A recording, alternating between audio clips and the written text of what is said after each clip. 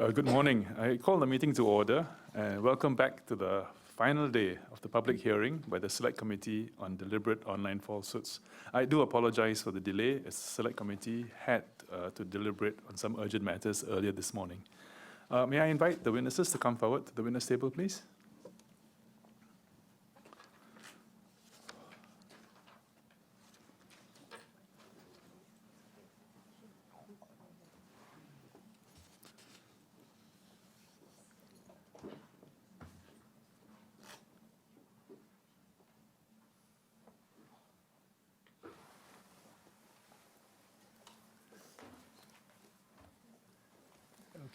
Good morning. Now, for the record, please state your names and the positions that you hold in your organization. Starting. I'm Chen Lee Sin from Singapore Management University. My name is Swee Yi Xiong. I'm an associate at the firm of Eversheds Harry Elias, but I'm appearing here in a personal capacity. All right. I'm Gloria Chan. I'm from Singapore Management University. I'm Simran Kaur. I'm from Singapore Management University. I'm Joel Jaren Yapshin from the National University of Singapore. I'm Ashantian Rachel from the National University of Singapore, but Joel and I are writing in our personal capacities. Right. Okay. Thank you. The evidence which you will be giving today before the committee will be taken on oath. If you so desire, you can take an affirmation. The clerk, please administer the oath.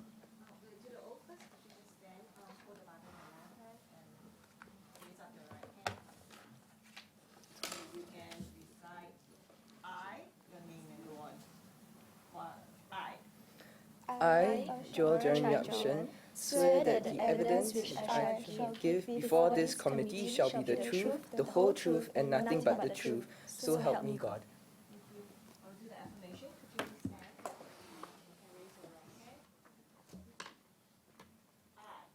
I, Swee Yi Xiong, do solemnly, sincerely, and truly declare and affirm that the evidence which I shall give before this committee shall be the truth, the whole truth, and nothing but the truth. Thank you. Please be seated. Now, welcome to the public hearing on the Select Committee on Deliberate Online Falsehoods. The focus for today's evidence gathering session is for us to put questions to you. You have taken a solemn obligation to answer our questions truthfully. And I now call upon Ms. Chia Yong Yong to begin.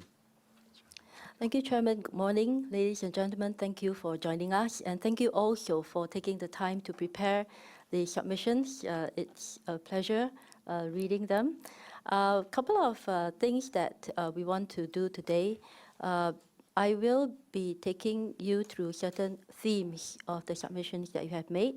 But before that, to set the whole discussion in context, I thought I should share with you a summary of what has transpired before the committee in terms of the evidence that has come before us. I think primarily we understand that we are very much concerned with issues of the fundamental liberties of individuals, but we also recognize that there are issues of sovereignty, geopolitical as well as virtual, the de facto as well as de jure. So in the context of that, we are going to look at some summaries of what has been done. So if you look at the screen, there will be some tables. So I'd like to look at the first one, yes, on national security. Now, back to the first page. So what we've heard so far, the evidence before us, has been on the prevalence of disinformation campaigns. Disinformation campaigns are generally conducted by state actors, and this could be conducted either directly or through proxies. And of course, you understand if it's conducted through proxies, how difficult it might be for us to actually identify who the actual perpetrator is. So it could be an individual, but behind that individual, without even the individual knowing, there could be a state actor. So that's the backdrop. So information warfare threatens a state's national security and sovereignty. In the second column, you see the list of the persons the experts who have given representations and evidence before us. And it is an established part of military arsenal that has become just as important as conventional kinetic warfare.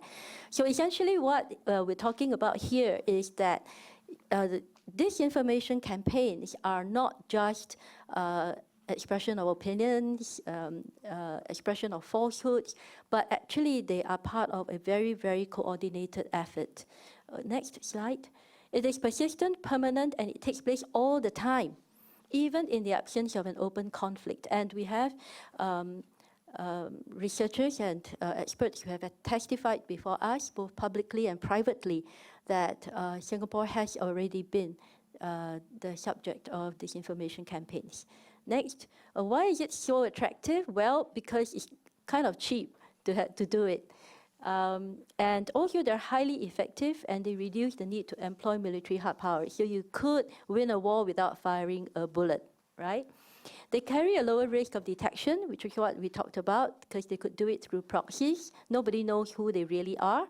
And the disinformation campaigns can be so subtle and obscure that you may not even know that you're being attacked. They can also technically, technologically reside in our system long before we detect it. Here, maybe I want to also supplement a little bit.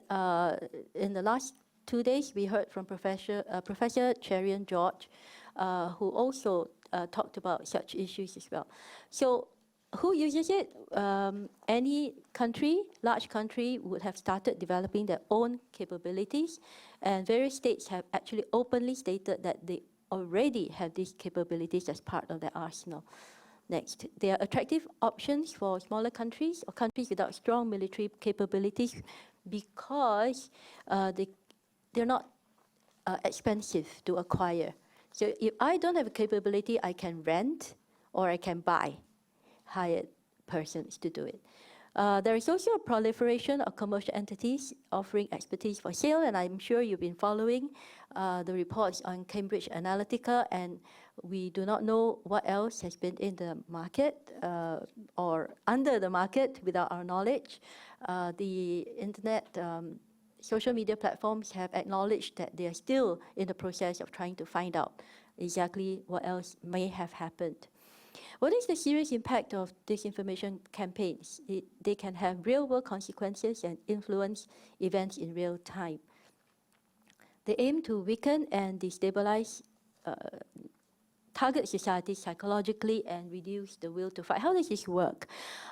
Basically, what happens is that there is an erosion of social cohesion, such as sowing discord, destruction of trust, either between communities, within communities, between communities and authorities, and also in mainstream media, as well as other forms of media.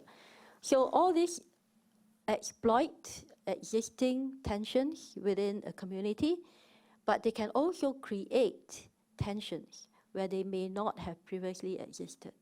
So, for example, you will see that in the US, the Russian disinformation targeted both far right and far left. So they don't necessarily have to spew a particular ideological position.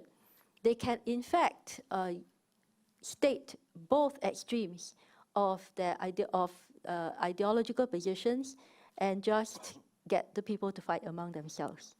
Okay, let's move on. And you see this in Ukraine and also what I've stated before. We move on again. Texas, fake accounts used to get both sides to fight each other. Pizzagate, I think it's mentioned also in some of the papers, how you see that it's not just a falsehood being addressed, but even after it's addressed, the pizzeria continues to be targeted. So the effect does not end when a truth has been disclosed, right? Singapore's vulnerability, yeah, we can be a sandbox for subversion. It is a mistake to assume that these attacks are not already happening. Now, we shouldn't fear monger but we must also take a very realistic position of where we are. Sources and drivers for information are deeply embedded in our regional security conflicts. I don't need to elaborate more. You know the historical and the geopolitical conflicts and issues that we've had. And we're an attractive target in the region as well. Okay, so let's move on. Means and tools for cyber warfare are readily available, and they can be readily turned against Singapore. And there are also examples given of cyber crimes in Malaysia and Indonesia. Next. Okay, so I want to, at the expense of boring you, take you to the next slide, which is from Professor Carol Soon, and she talks about how we process information. I need to set the stage, the context for all these, because we will then move into how we're going to discuss the legal implications that you have raised in your papers. So how do people process and absorb information? You know, we would like to think that we are very rational people, and that when something comes to us, we are able to reason, critique, argue, debate, and then come to a reasonable conclusion, albeit the conclusion could be different amongst us. And we all know, as lawyers, we all know that happens a lot. But strangely, we unknowingly use mental shortcuts to process information, because we have so much information. There's no way we can find out. We can process every piece, analyze every piece, debate every piece. So we use mental shortcuts, and we call these heuristic tendencies. Next.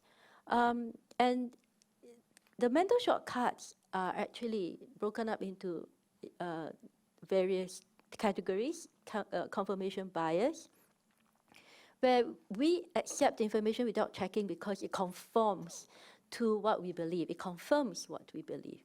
And we reject something that is against what we believe. Right? I mean, it's common. Next. Finding information that affirms our existing beliefs. Then motivated reasoning, we look for information that fits with our own existing beliefs, such as religious, racial, political, and the illusory fact, truth fact, where hearing falsehood many, many times makes it true. And this is where sometimes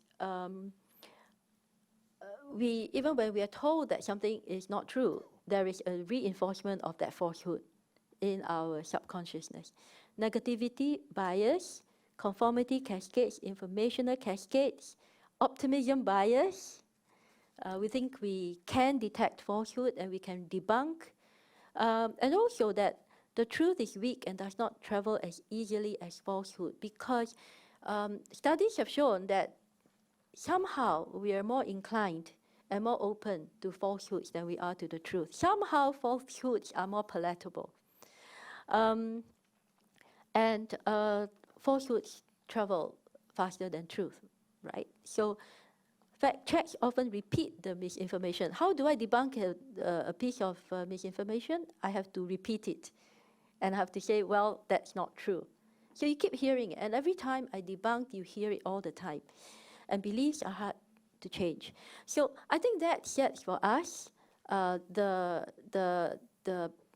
psychological response to what we hear. The third chart, if you could bear with me, relates to the impact.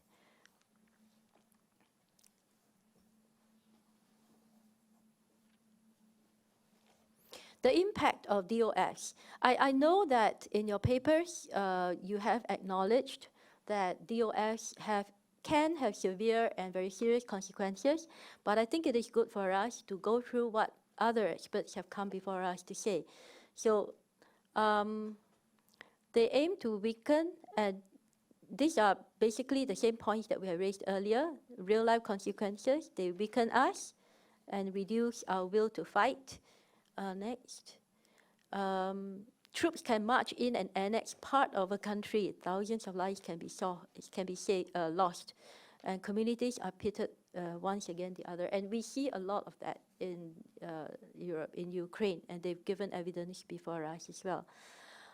In Europe, migration issues have become difficult issues because of disinformation campaigns. And it appeared that the Czech Republic had their migration and foreign policy influenced as a result. Okay, next.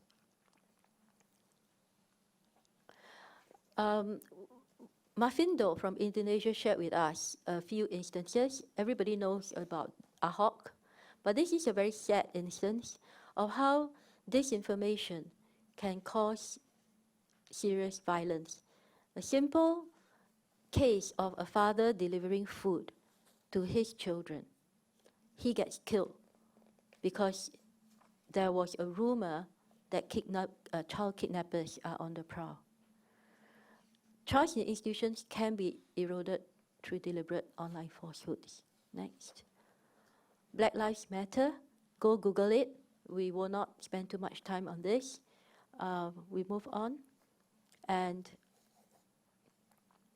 then also how public debate can be affected. You know about Ahok, you know about the videos of Obama, so we will not go into this. I've talked about refugee debates in Czechoslovakia and in Germany now. And so you find that people are just pushed and polarized. Now, that I think tells us something very, very important, that we are not just dealing here with an issue of, just give me a minute. We're not dealing here with just issues of whether or not I have a right to speak, I have a right to circulate what information I want, but also essentially the whole bundle of the rights of the persons within our community. And as lawyers and lawyers-to-be, you studied constitutional law, you made references to our constitution. There is reference to freedom of speech, a lot of that, and I think we're also very concerned as panelists of the select committee members. We are very concerned as well. But I want to also just very quickly say, for the record, that the Constitution does not only protect the liberty of speech, it protects the liberty of the person, where no person shall be deprived of his life or personal liberty, save in accordance with law. It provides for equality of all persons before the law and the entitlement to the equal protection of the law. It provides for the freedom of movement and the right to reside in any part of Singapore, subject to any law governing security, public order, public health, and punishment of offenders. Even freedom of speech, as you acknowledge, is qualified. The Constitution also enshrines the freedom of religion, and that there should not be any discrimination in education on the grounds only of religion, race, descent, or place of birth. So all these fundamental liberties are very important to us, and not just one. It would be a mistake if we took one and placed one above the other. Would you agree? Yes. I also then would want to just highlight that we are dealing with serious issues within our community, and these issues have come before us, sometimes to the face, right in your face, and you find it immediately offensive, and we will immediately recoil and repudiate. But sometimes it comes to us very, very subtly. So for example, Professor Cherian George shared that you could have a very innocuous statement like, well, look at the people of our own faith being treated in this way like they have always been historically. Nothing really wrong with that sometimes, but when you take a bunch of innocuous statements and you put them all together, you know that the impact can be quite serious. So I just want to acknowledge that you have acknowledged the validity of the concerns? Can you say yes for the record so that we have it? Yes. Thank you. And so we're going to do it this way, right? One person says yes, and if the rest of you are silent, it means all of you agree. But if any of you disagree, then yeah, so we don't have to have 6 yeses or. Okay, thank you. And that you also acknowledge that the unfettered exercise of the freedom of debate and discourse would potentially harm other fundamental liberties and public goods as well. Agree? Thank you. Unfettered, yes.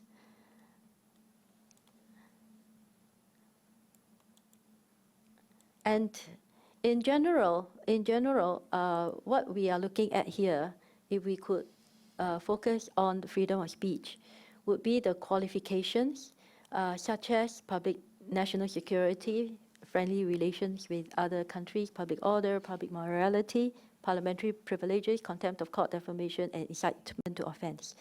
These are the constitutional exceptions to the freedom of speech. And here, in Article 14, which would you say is the constitutionally appointed body to pass laws to restrict the freedom of speech? Article 14. Yes. Yes, Parliament, Parliament right? is Parliament the is the body. constitutionally appointed body. And also, you highlighted, I think Joel and Rachel also highlighted that the free speech issues concern Singapore citizens only under the Constitution. Would you want to elaborate on that? Why does it apply only to Singapore citizens? Sure. Yes, so Ms. Chia, with regard to your question, essentially the simple answer is that because the courts have held it to be so, it's the Court of Appeal in Review Publishing. So that case essentially involved non-Singaporeans. So if I may just quote from our submission at page 1, I'll just quote directly. As a preliminary point, the free speech issues discussed in this part concern only Singapore citizens, as you have mentioned, and they have no relevance to non-citizens because the makers of our constitution did not think it proper or wise to confer constitutional free speech on non-citizens who have no stake in the country. And I'm quoting directly from our Court of Appeal Review Publishing, Co. Limited and Lee Hsien Loong, a 2010 Court of Appeal case at paragraph 268. Yes. So what the rights that non-citizens have would only be a common law level of free speech.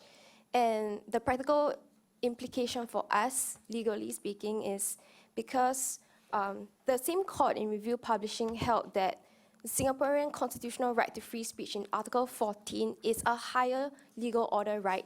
So we have a hierarchy of rights, and because Singaporeans have a constitutional right to free speech, the balancing process and the calibrated approach should be conducted more, I would say, stringently because it's a higher legal order Yes, right. indeed. We will come to the calibrated approach later. Okay. I think what we want to establish first will be who enjoys these rights. So when we talk about the freedom of speech, we are actually talking about 2 different sets of rights. A constitutional right that applies only to Singapore citizens and a common law right that applies to non-citizens. Is that correct? Yes, quoting directly from the Court of Appeal. Yes, indeed. Being the highest court in our land and interpreting the highest law in our land. So what is the distinction between the constitutional freedom of speech as opposed to a common law freedom of speech? Are you able to share with us, anyone on the panel, what is the difference?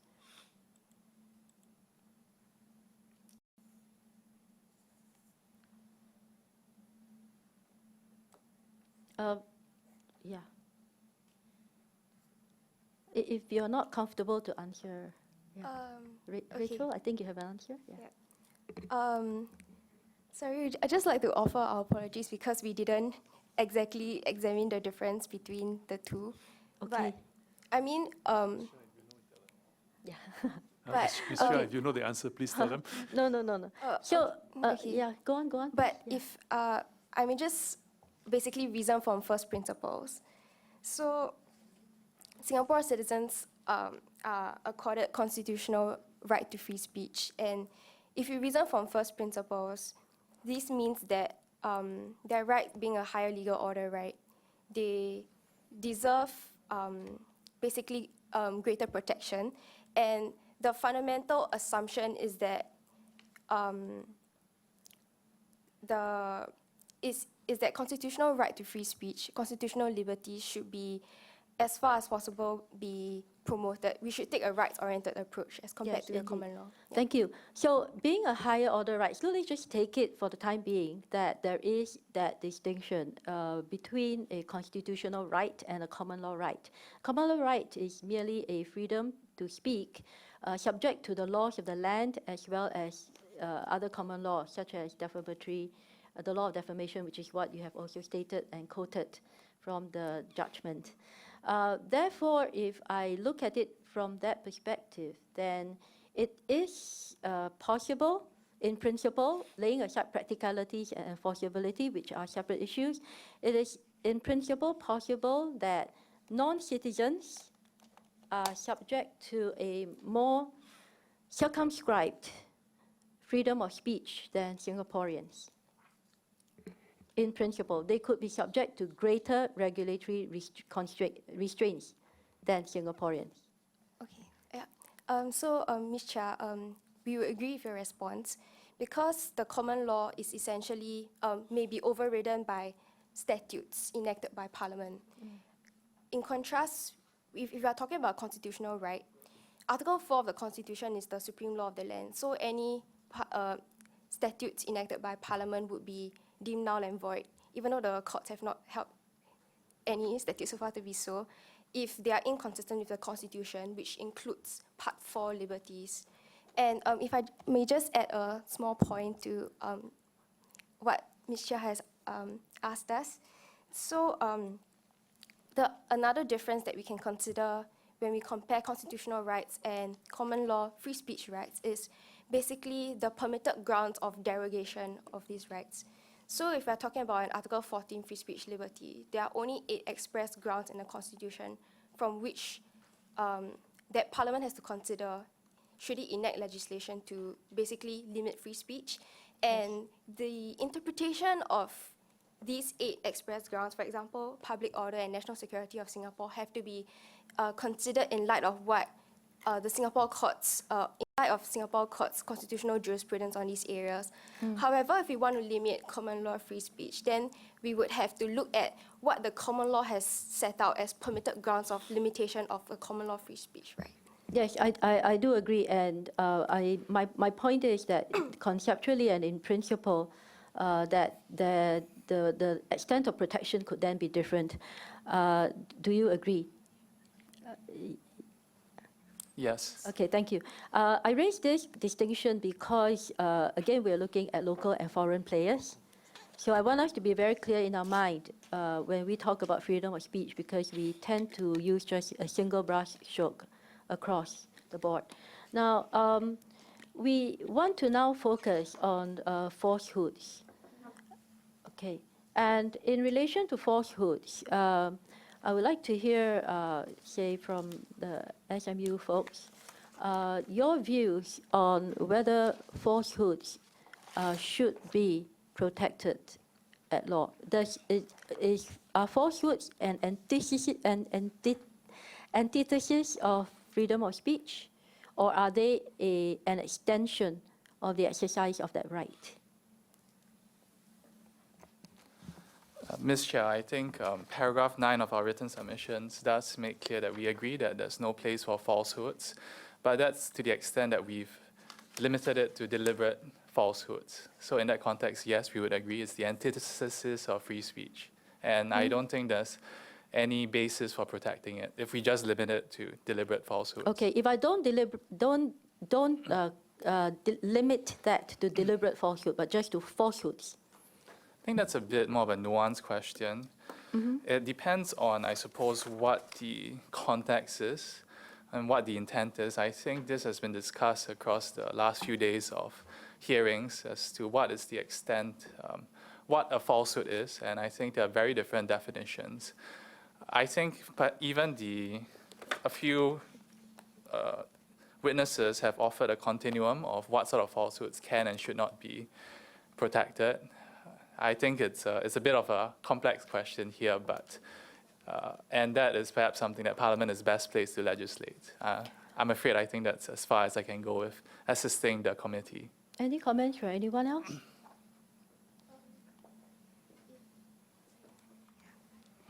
Okay, so sorry to be like very legalistic here, but I think the courts have actually answered this question because in the recent case of Ting Chu Ming and Attorney General, basically Chief Justice Sunaresh Menon has dealt with Section 15 of the Protection from Harassment Act, which deals with false statements of fact. And he quoted extensively from the earlier Court of Appeal decision of review publishing, which... Okay, may I interrupt you Yes. there? The statement by the Chief Justice confining the judgment to false statements of fact is also circumscribed by legislation, isn't it? Yes, of course. Yes. And he actually delves into free speech rationales as to why false statements in general are not constitutionally protected speech Yes. from the two free speech rationales, argument Yes. from truth and argument from democracy. Yes, I agree. And indeed, he's not alone. You have also quoted the House of Lords speech. So I want to read this, although this is in the submissions and therefore in public record, but I want this to be open here. So let me get the name of the judge. Hold on. House of Lords. Yes. So Lord Hobhouse, Yes. in Reynolds and Times Newspapers Limited, he says, it is always important to remember that it is the communication of information and not misinformation which is the subject of liberty, which is what all of you agree. There is no human right to disseminate information that is not true. I repeat, no human right to disseminate information that is not true. No public interest is served by publishing or communicating misinformation. The working of a democratic society depends on the members of that society. There is no duty to publish what is not true. There is no interest in being misinformed. And these are general propositions going far beyond mere protection of reputation. So I think we can safely say that not only in Singapore and in certain countries, but even in Western democracies where freedom of speech is so highly valued, there is a recognition that there is no human right to disseminate false information. So now we come to the issue of, whether it is deliberate or not deliberate. In so far as deliberate falsehoods, online falsehoods are concerned, or falsehoods are concerned, would you think that other than looking at content, the consequences would also be important? What is your view on strict liability offenses, where the mental element is not relevant? Sorry, it's me again, but I think Joel and I mentioned this in our submissions, and prima facie looking at at the mandate of the Select Committee to investigate deliberate online falsehoods, the word deliberate signals that the purported regulation would not be a strict liability offense because we are looking at intentional fabrications of false statements of fact. Well, deliberate could be at different layers as well. Yes. It could be deliberate malice. It could just simply be a deliberate act. I could argue that, when I click send, that was a deliberate act. It didn't happen involuntarily, right? So, any other views from anyone? Yeah. So I think in our submission, we also wrote that the intention behind the information is very important because oftentimes we have to discern between what is a fact and what is an opinion. And that's where we feel that the intention behind the news is something that we could look at to discern between the two. And it's very important in that sense that the line is often blurred, but in order to ensure that citizens and people are aware of their consequences, we can look behind what are the intention in sending out the message. Yeah. I would agree with what the rest of the panel has offered, but I would also like to point out that, in my opinion, consequence is an important indicia. Not all falsehoods, even though they might be deliberate, are so serious as to require some sort of legislative or regulatory action. And if I may just quote one example from recent times, making the rounds on Facebook a few weeks ago was a certain rumor that if you typed in the acronym BFF and it appeared green, your account would be secured. It's been making the rounds for a while. I mean, that is patently false, patently a falsehood, but honestly, the consequences of that are minor, if at all. And in such a situation, and there are a few other similar situations of falsehoods which perhaps deliberately spread, but the consequence is so minimal that perhaps it's not worth taking any sort of regulatory action. But Indeed. if there's, of Yes. course, everything has to be Yeah. seen in context. And I think Dr. Carol Soon has in fact proposed some sort of model as to when legislative intent should be, I Yeah. apologize, when regulatory intervention is justified. And I would agree completely with these factors. Yes, I think many of us do agree that we should take a nuanced approach in determining what is the determining content, determining consequences, as well as intent. But this being mainly a law panel, I think it is important for us to drill down to just pure legal principles.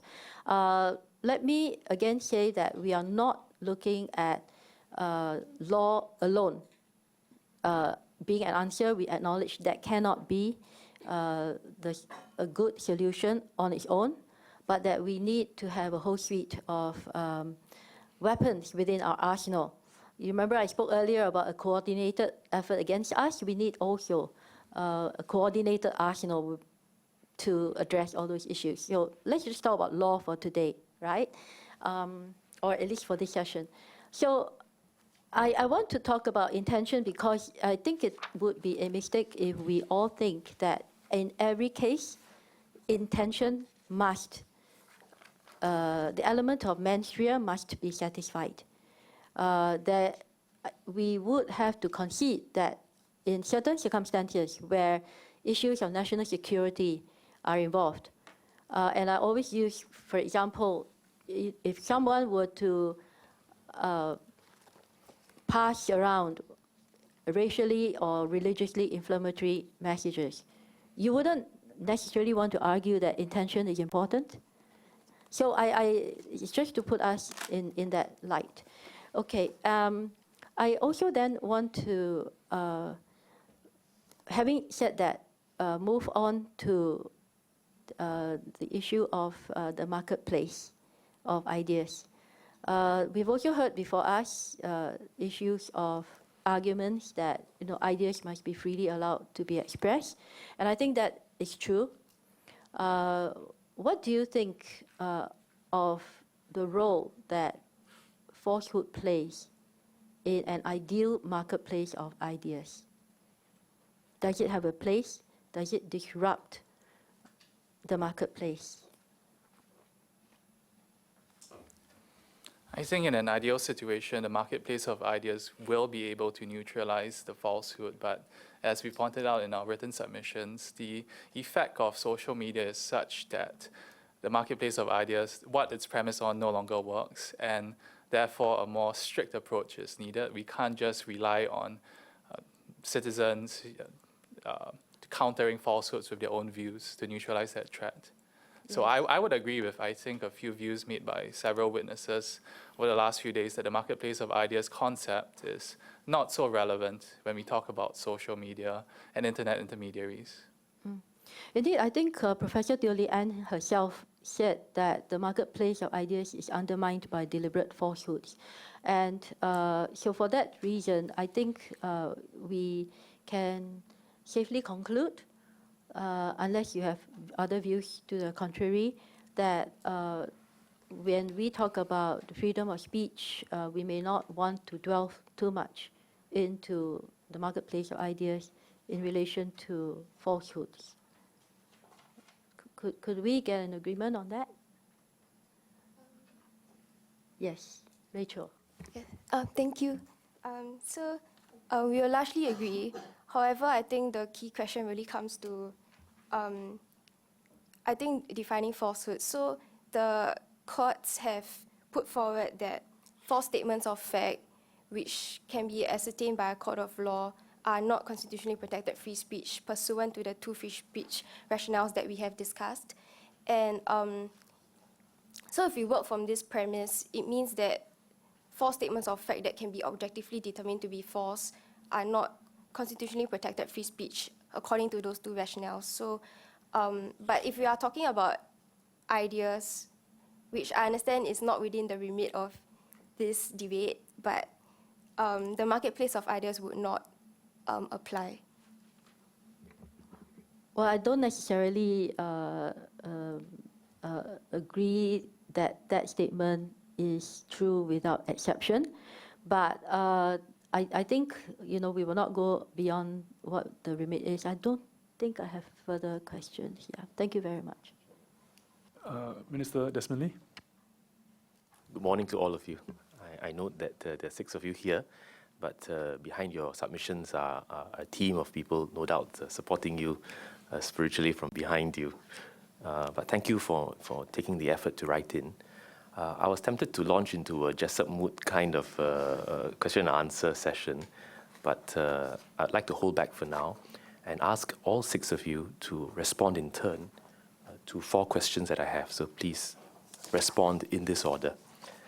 First, take off your hat as a young lawyer or young law student, right? I know your submissions are largely legal in nature to the extent of including legislation, which we could adopt.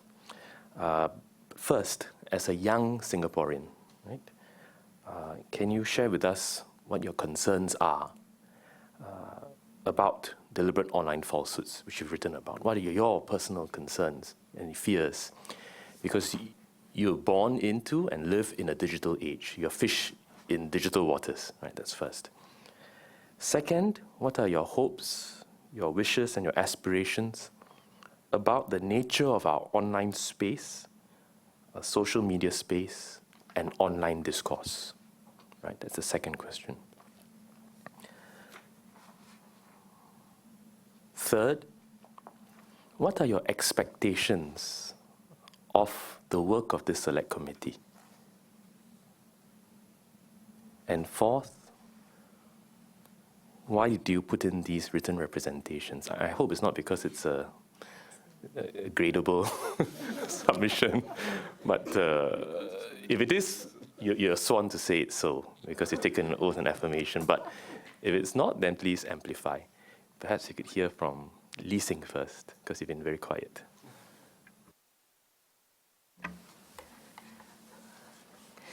Thank you.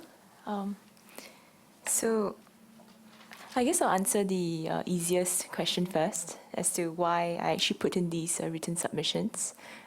To be truthful, I am actually involved in one of the media law competitions that will be happening in Oxford, which is very concerned with the freedom of expression issues. So of course, this is something that many other states are concerned with at this day and age. So given that we have actually looked into some of the other legislations and how other countries have dealt with it, and this, in particular as Singaporean citizen, we are very concerned with how how we will actually legislate or come up with new legislations.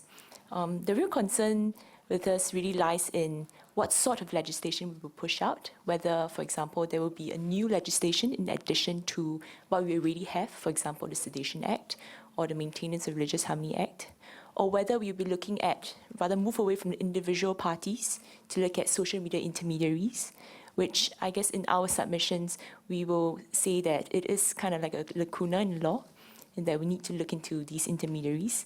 But having said that, because we understand that it's always a balancing act between freedom of expression and the other parties' rights, so we will want to we are hoping that the legislations will be clear, and so that intermediaries know exactly what to do as well, different parties involved. So that's really the reason why we feel like we have a stake in this written representations. Yeah, so of course that brings me to, I'll just go in order, the expectations really of the work of the Select Committee. We really appreciate that everyone has taken the time to listen to our different concerns. And we are hoping that really at the end of the day, there are clear laws that will take into account the different concerns of the different parties involved, but also take into account the context of Singapore. So that's one of the expectations that I have. And as to my concerns about deliberate online falsehoods, really lies in the fact that it's online, it's a social media platform. And it's a little bit different from the old age, where information spreads very slowly. As users of social media, we know precisely how fast information can flow. So that really lies in our concerns for today. And our wishes and aspirations about social media space. As to that, we would say that to a certain extent, falsehoods, if it's not as harmful, it can spur some kind of public debate. People can discuss. So it's really about their own opinions, and people can disagree. But then lies the problem where, for example, you put it as a factual statement. It's meant to mislead somebody. Or, for example, if it's intended to harm a particular community. So that is when the online space is misused and becomes something very dangerous. So it's really putting different considerations together, the different parties involved, and the Singapore context. Yeah, thank you. Thank you, Mr. Lee. I'll answer your questions in turn. So like Lee saying, I share the concern as a young Singaporean about online falsehoods and their speed of dissemination. As a young person who've, I suppose, been raised in social media, I understand how quickly information can pass and how damaging it can be in that very short period of time it's disseminated. And I also understand that even though that damaging or falsehood may be retracted or taken down later, the damage has been done. It might be very hard to undo the consequences. My answer to the second question is somewhat linked to my concern. I hope that the nature of online space and discourse can be more polite and discerning. There's a certain trend in certain quarters for debate to be very inflammatory, not based on fact, but focusing purely on opinion. And there's a certain lack of critical thinking in certain online spaces. I hope we never end up the way of certain countries where the alternative and far extreme corners of the media or party lines take over. So my concern is this, because I think we are still getting used to social media, and I hope we never end up like them. Next, my expectations for the Select Committee is that whatever solution is proffered or at the end of this hearing would be a nuanced and balanced one. And I think I'm very grateful that the Select Committee has listened to various participants and witnesses from across the entire spectrum. We've heard from non-mainstream representatives, mainstream representatives, and the fact that everyone has had their fair say before Parliament is indeed commendable. So I'm very grateful for that. And finally, why I put in these written representations? Well, for the record, I can say that I'm actually a moot coach at SMU, and I indeed coach and help coach the moot that my colleague Lee Sing took part in. And in fact, the rest of my contributors in these representations are or were my students, and I must say I'm very proud of all of them. And putting in these representations, I feel is a way of showing them that academic work actually has some practical use. So that is why we put this in. So thank you, Mr. Lee. So let's just start off with the first question. So as a young Singaporean, I'm actually very heartened to see that the Select Committee is taking time to hear from even what we have to think about this issue. And I think the digital age means that technology is very pervasive. If you ask any young person, how do you get your information? I think the first reaction would be like, we would Google if we are, want to find out about an information. So I think that it is very important that online deliberate falsehoods does not pervade our whatever that we do in school, even through our research, through education as well. It's very important that we remain aware of this issue. And also, I think it's imperative that we are very instructive with what the definition of falsehood is, as you have put in our submissions as well, that it consists of two main elements, one of which is that it lacks veracity and there's no facility in it, and that the intention behind it is to deliberately spread that falsehood. And pertaining to our second point about the second question, what are my hopes for the online community? I would say that I hope that there will be a safe environment for information to be shared and for people to express their opinion, especially on social media. And for the third question, what are my expectations for this Select Committee? I would say legislation is just but one of the very various measures that we can take. But I would say we should use like a multifaceted approach towards it. And education in the long run is one of the aspects that we could look at. And I would say that as a young person, we shouldn't just focus on education for the young, but as well as education for all various ages, especially the elderly who could be susceptible to such online falsehoods. So a more important note would be that we don't want to just use legislation as a blanket approach, but rather, I think the main point would be to enable someone to discern information for himself. I think in the long run, that would enable us to combat online falsehoods. And for the fourth question about why I submitted the written representations, as a second-year law student, we take constitutional law as one of our modules in school. So our professor has actually encouraged us to research about the project and think about some of the issues that we would like to share with the Select Committee. And I think as young lawyers, it's more than appropriate for us to share our views with the Select Committee. Yeah, thank you. Thank you, Mr. Lee. So I'll answer the first question. So as a young Singaporean, my concern about DOFs is basically that they are spread very quickly, and everyone of every single age group is susceptible to them. So what I've observed before we took on this project was that the spread of DOFs can be seen in every single form of media, such as WhatsApp, Facebook, and other various forms of communication channels. So the problem here is that the speed that people share these links and these pieces of news is at a very rapid speed. So I think that concerns me the most, because what's important is that we are able to sort of stop the spread at an early stage before like irreversible damage has been done. Yes. So for the second question, I hope that the online space in general becomes much more accepting of various opinions, no matter what your personal belief is. And in turn, I think that media literacy is very important, so that people of Singapore, they can discern for DOFs and general falsehoods for themselves, instead of expecting the government to step in for them.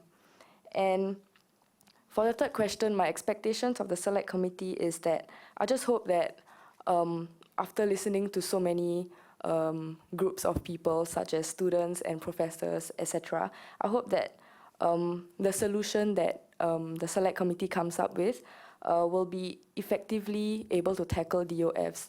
And I think that, same as Gloria, I think that we need to focus both on the short run and the long run education, in that sense, of Singaporeans in that aspect.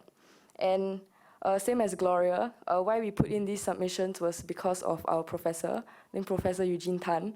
So this was initially a project for us, like to present in class, but he encouraged us to submit it to the Select Committee as well as a written submission, and we felt that we had actually learned a lot from this project, so we thought, why not? Thank you. Firstly, thank you for the opportunity to be able to speak today and to represent the views and the views of young people particularly. So as a young Singaporean, I think all of us have a lot of access to various social media websites, whether it's like Facebook, Twitter, Instagram, or even through WhatsApp. And interestingly enough, there was a WhatsApp that I received last year in a family group chat. And actually what it mentioned was that, I quote, "Writing or forwarding any message on any political and religious debate is an offense now, arrest without warrant." And I was a bit shocked when I saw it, because having attended my constitutional law classes, I knew that definitely we do have the freedom of speech, but ultimately that is not an absolute freedom of speech, and it's tailored ultimately to these 8 other concerns that are present. And even then, like, it's possible that these online falsehoods can spread very quickly, because within that same WhatsApp conversation, it mentioned, inform your friends and others too. And so, for instance, if people were to read this and they want to fact check, then this online falsehood might go around very quickly, and it may undermine the freedom of speech that we have in Singapore. Thankfully, I had a relative who did some fact checking, and I think he posted a link that mentioned that, oh, actually this is false, and that it's important for us to look at why we are posting such things, and to understand that they may be falsehoods, and to be careful with what we are posting ultimately. Yeah, and so I think that was one of the concerns that I had coming in today. And so social media, on the other hand, as a young person, it's given us a voice, but at the same time, it's also silenced us to a certain degree, where I think some of us may get concerned whether we admit it or not, based on like what we see online, and like we question whether, oh, if we post this opinion, whether people will like it or not. And perhaps sometimes those are some other considerations that we have in mind. But I think on the domain of Facebook, it's possibly where most of the young people get the access to news nowadays, and so it's important that we have such measures that are in place to ensure that the information that we receive is representative of truth and of facts. And I think this is also seen through how there's been a decline in the number of people who actually read the physical copies of newspapers nowadays. So that's some concerns that I have as a young Singaporean. And secondly, about hopes and aspirations, I think as you mentioned in our paper about how the freedom of speech and the freedom of religion is something that is very important, and something important that we hold dear to our hearts. And so we would want to ensure that whatever laws that come up with, that they wouldn't contravene these articles of fundamental liberties, where we look at the freedom of speech and the freedom of religion. And I think particularly in relation to religious laws, we hope that such laws that are set in place wouldn't be undermined, because it doesn't cohere with Singapore's brand of secularism, and that it is our opinion that it should only apply to false facts designed to mislead, but not questionable visions of religious truth. So that my expectations of the work of the Select Committee. And so firstly, given that a lot of us, we obtain our information, our news online, and especially through social media websites, that it should be an online domain where people are free to express their opinions. However, when it comes to facts, that we should be very sensitive in relation to that point. And ultimately, it should give people a voice to air their views insofar as it doesn't contravene the fundamental liberties that we mentioned earlier. And so another question, finally, why do we put in these submissions? I think as a Singaporean and as someone who is also a believer in the word, I think it's an important thing to be a speaker for the truth, and whoever we may be speaking to, it's important to stand up for truth, and I think that's one of the main reasons why we decided to write in together. Thank you.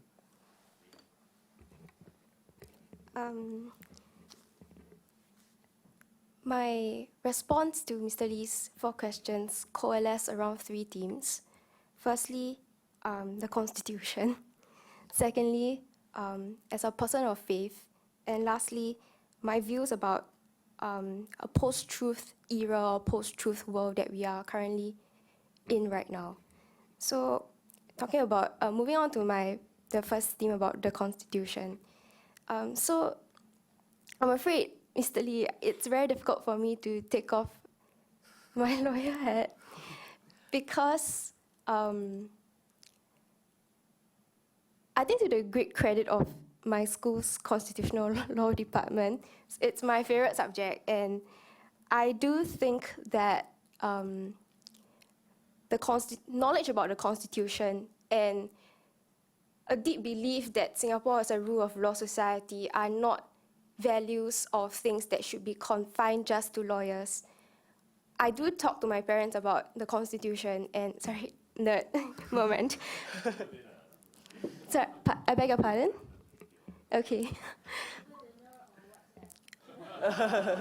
No, actually, they know that I'm appearing here today, and I was just running through my views with my mom. And I really love the law, and I love the Constitution, and I really wish to uphold the Constitution of Singapore, which is the supreme law of the land, and the rule of law. And sorry, if I may just quote, the rule of law is the bedrock of society, paragraph 1 of Tan Sik Yin Court of Appeal decision. This has been drummed into our heads, to the great credit of my school's constitutional law teachers again, which I have really taken to heart, and I really believe that the Constitution and the rule of law is basically the bedrock of Singapore society, and it's really what we stand for. And a subjective and unfettered discretion is contrary to the rule of law. So, so basically, I think echoing the concerns of my co-panelists, the concern that we have is that we acknowledge the various national security issues and public order issues that deliberate online falsehoods pose to society, which is not a new phenomenon. And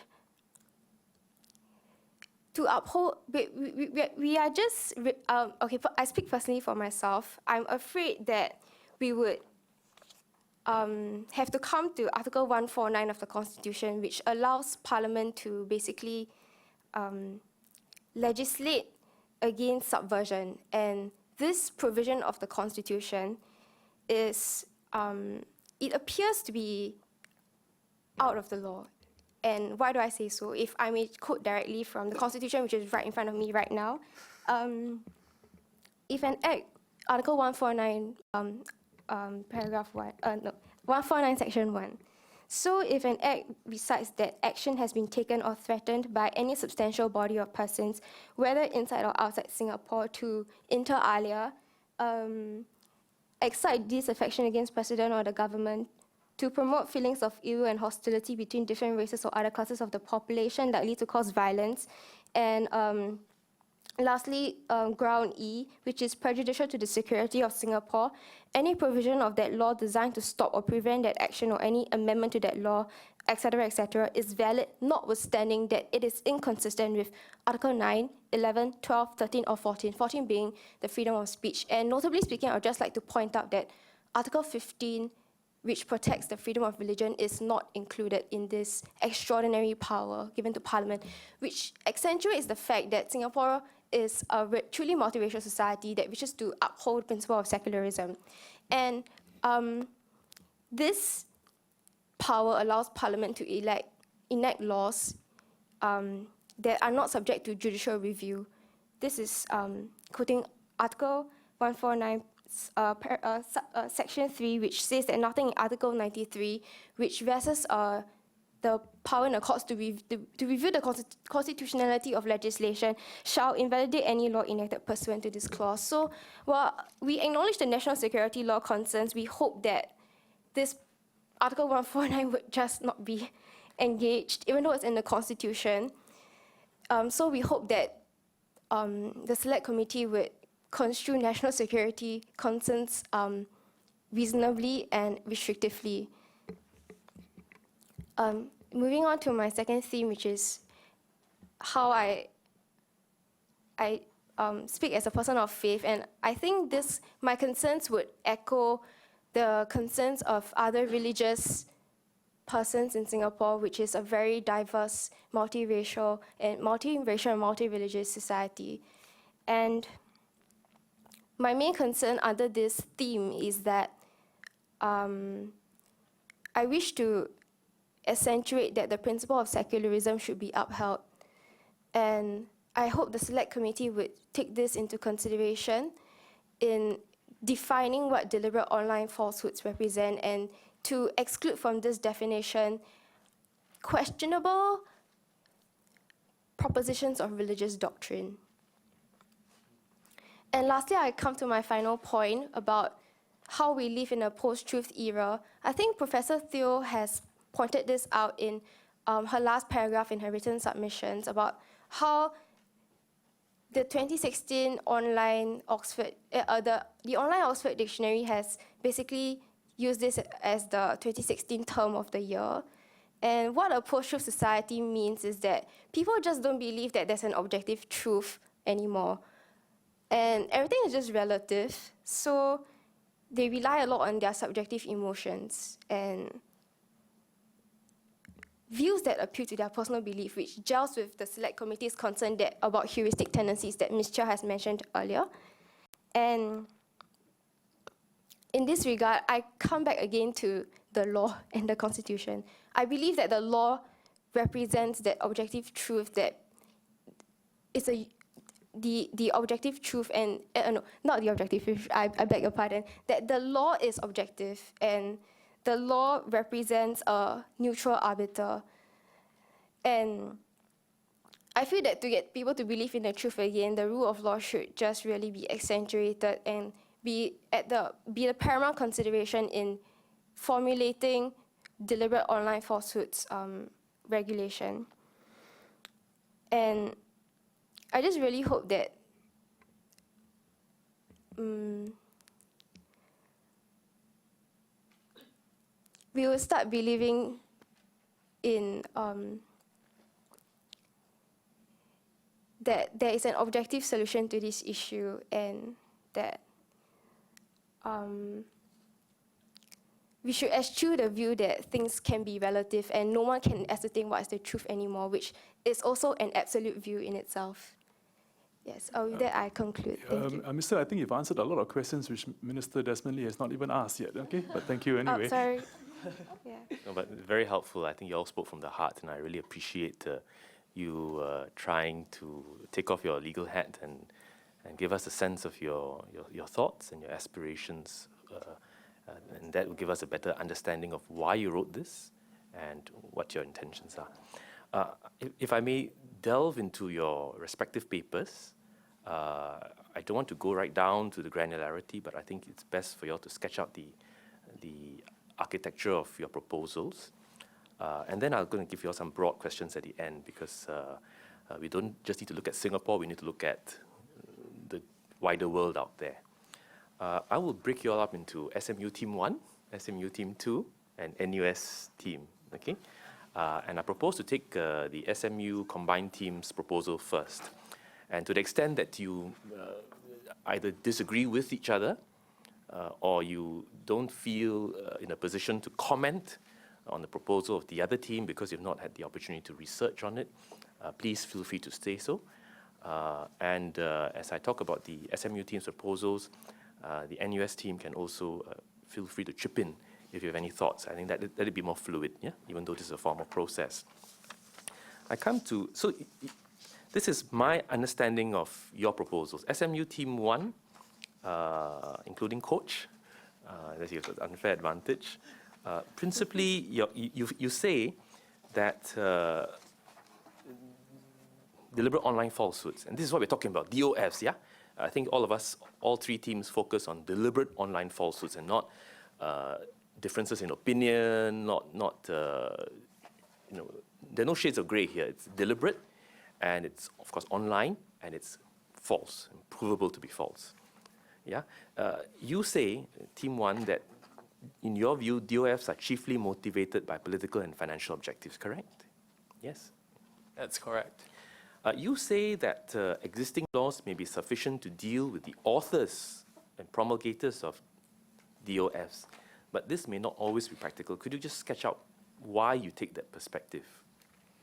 In the sense that, like I alluded to just now, the damage caused by the instantaneous spread of a falsehood sometimes has very immediate consequences. And by the time the court process is engaged to prosecute and bring the perpetrator to trial, the damage would have been done. And sometimes if the perpetrator is located in a different country, it might be impossible to get him, so to speak.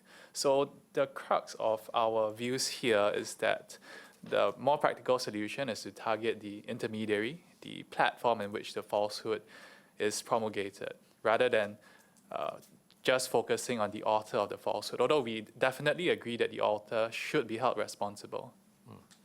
Do you think that extradition laws and laws of mutual legal assistance, are they helpful to extend the reach of national legislation that target the promulgators of DOF? Definitely those are helpful, but if we really want to stop the problem, I suppose at its source, to prevent it from being disseminated, we would have to get intermediaries to take down that falsehood as soon as possible, or within a practical period of time. What if the promulgators of DOFs are state actors or persons subject to the traditional notions of sovereign or state immunity? To what extent should national legislation against DOF authors cover such actors? Or to what extent should we continue to respect international law expectations of sovereignty? I suppose when you talk about state actors, that does illustrate the limits of domestic legislations. We do have to respect their sovereignty, but again, this is where focusing on intermediary liability would offer us a solution. We can't directly prosecute that state party or actor, but what we can do within our shores is to ensure that the intermediary takes down that offending post so that our citizens are not subject to it. And hopefully that minimizes the impact. You say that the gap in the regulatory tools in our arsenal, the gap is in relation to what you've identified as, if I may quote, the chief mischief or the real danger, unquote, of DOFs, which is near instantaneous dissemination and access. So you're not just talking about the content, but talking about the virality. Am I right? That's correct. And I quote, you say that a lie can travel halfway around the world before the truth can get its shoes on, unquote. That really stuck in my mind as I was putting on my shoes this morning. Perhaps could you expand a bit more on that? You've certainly done a lot of thinking about our regulatory arsenal to deal with speed and virality. Why do you think it is inadequate? So the damage is done basically by that piece of news being disseminated to people, and the effect it has on consumers of that falsehood. So I think I've also cited the example of the Pizzagate incident. And the point really is that no matter, say, how, by the time you engage the court process, you try to take it down, or you try to go through a fact-checking process, it might have reached the really extreme fringes of society who, like in that case, decide to take up arms and cause a threat to security. For example, showing up to the restaurant armed with a rifle. Right. So the point, I guess, that I've made repeatedly through these submissions is that stopping the spread, the dissemination, is a key part of the solution. And that virality, as you've observed, is really the issue facing us today, because I think many witnesses have agreed that deliberate falsehoods, are not a new problem. What the real issue here is the means of it spreading, which is online, as this select committee has recognized. Yeah. Legislation around falsehoods in the real world versus the online space have defined concepts of falsehood, and there are commentators and contributors to the select committee over the last week and a half who have taken the position that it is not possible for the law to sensibly define what a deliberate online falsehood is. And insofar as your paper purports to argue that you are able to wrap your hands around the problem and deal with the virality of DOFs, you first need to be able to define that. How would you respond to that criticism of your proposal? I would actually fully agree that it is very hard to define what falsehoods are. I think one possible solution, I think it's reflected in the German Network Enforcement Act, is to carve out a certain category of manifestly unlawful acts which should be subject to such immediate or expeditious takedown. I mean, I'm in full agreement with the witnesses who have explained how there are different types of misinformation. I mean, sometimes a piece of satire itself is a deliberate falsehood, but the intent is quite different from something more malicious. So to that extent, and I actually did make this point in our written submissions, some sort of fake news legislation that attempts to create a substantive offense of fake news is probably very difficult and not desirable. But what we should do is perhaps tap on our existing pieces of legislation which are flexible enough to deal with these situations, and perhaps allow the relevant regulatory body the power to order a takedown in suitable circumstances. Understand. The pillar of your proposal revolves around placing legal responsibility and not just corporate social responsibility on the intermediaries of the social media space. Now, you know, these are very large companies that are, if I quote some of the other speakers, the information superhighways of the internet. They're not just here to serve Singapore and Singaporeans, they serve the world, whether as a search engine, whether as a social media connector. They've given submissions on the hundreds of hours of video that are uploaded every hour and the millions or billions of posts that are made in the course of a month or a year.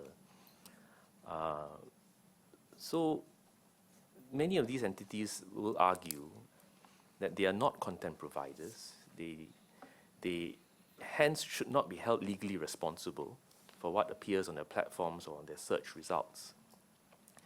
They're mere conduits or highways of information. They cannot be responsible for what cars people drive, how fast they drive, how recklessly or carefully they do so, in fact, which direction they head, what passengers they carry or what goods are on their vehicles on their superhighway, even if it is explicitly illegal.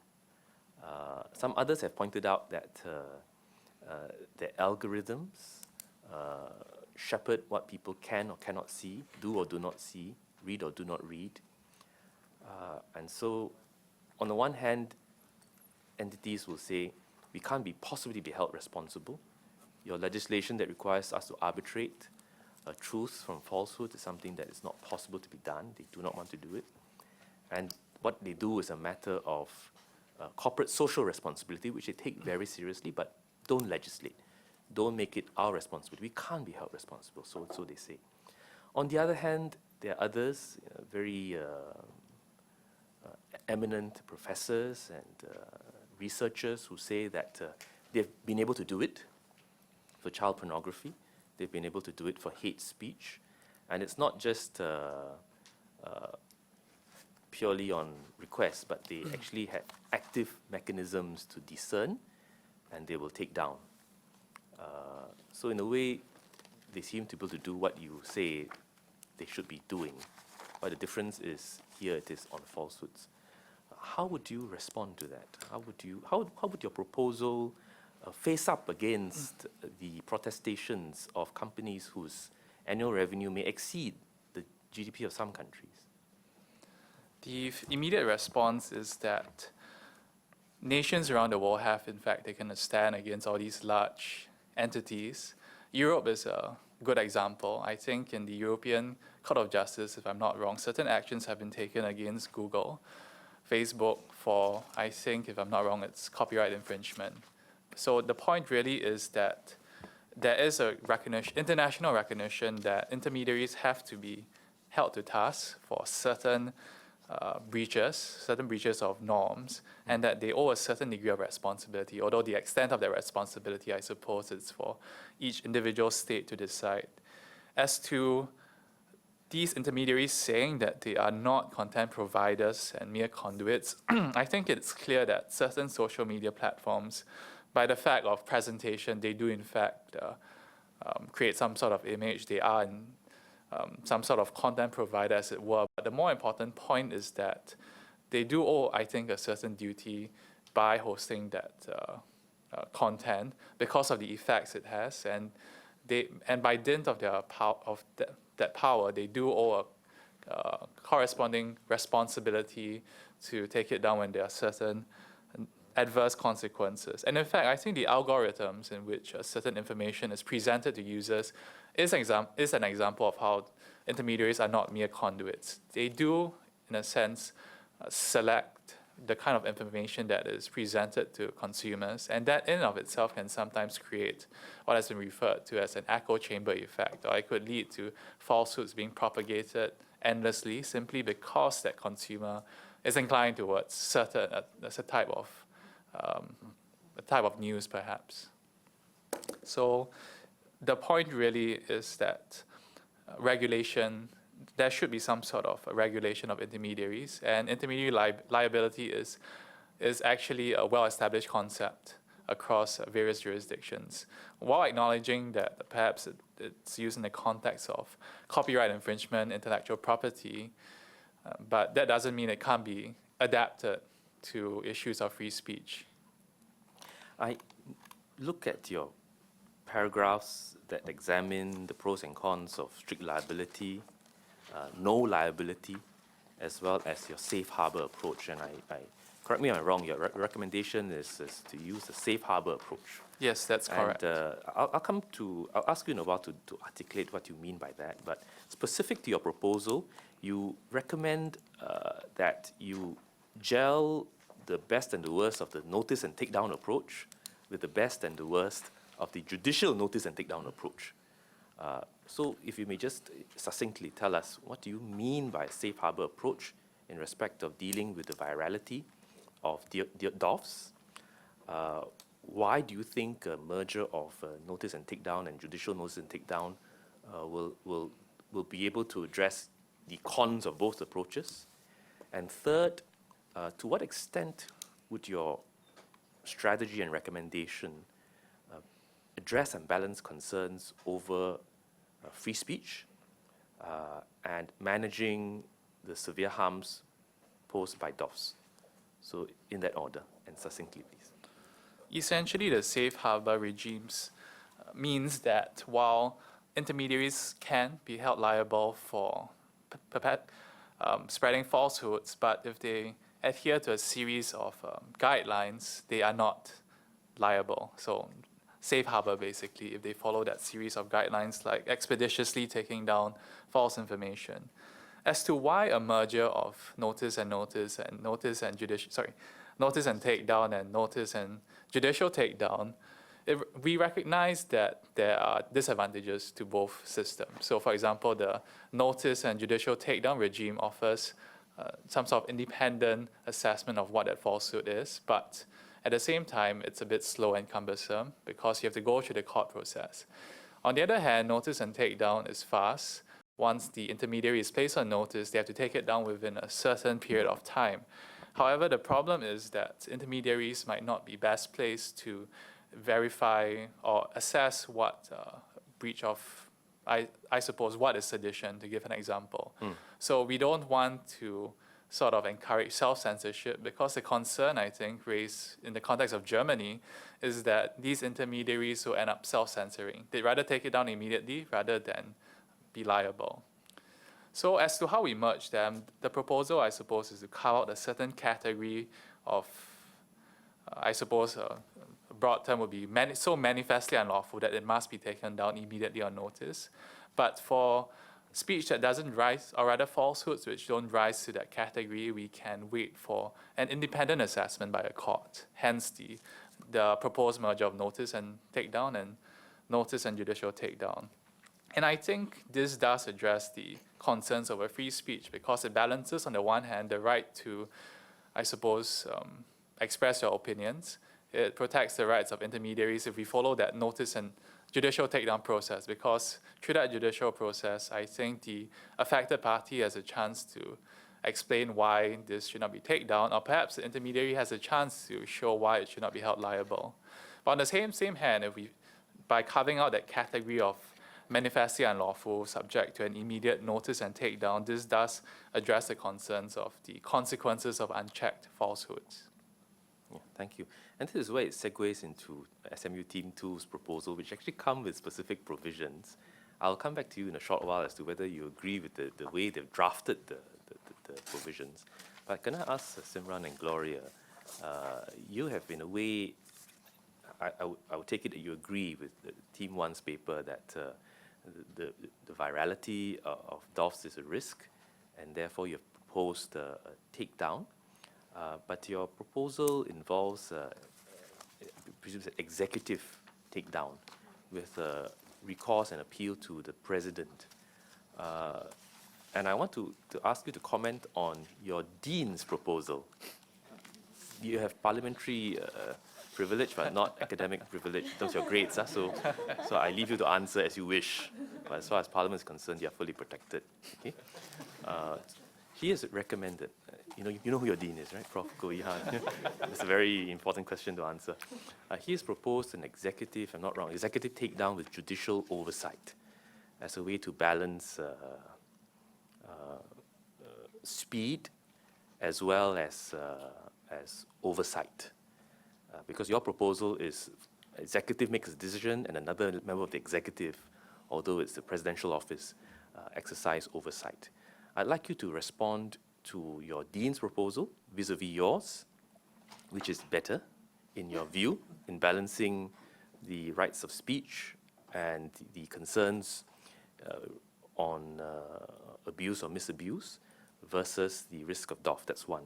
And I'd like you to respond to SMU Team 1's paper, which essentially sketches out a similar approach, but different in terms of mechanics, which is combining notice and takedown, which is members of the public write in, and there's a legal obligation on the intermediary if it's manifestly unlawful, if I may quote Team 1,